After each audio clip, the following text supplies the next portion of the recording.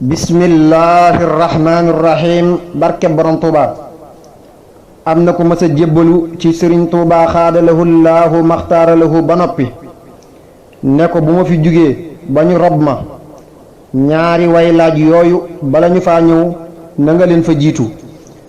sëriñ bi ne ko dangaa yëgul ne ruuxi taalibe yépp bu ñu génnandoo woon àdduna ñu robandoo leen kenn ku nekk ñaari way laaj yoo yii di laaj maa rabbuka kuy sa borom, wa maa diinuka luy sa diine, wa maa daliiluka lii sa tegtal, bala ñu ko wax fa lañ may fekk te du caagee nekk daa fay njëkkanteeg ñoom. loolu li muy leeral mooy ànd gi mu ànd ak boroomam subhaanahu wa taala ci lépp. ba tey nee na wàllu yépp ëllëg fa suba boroom subhaanahu wa taala la ñu koy fekk.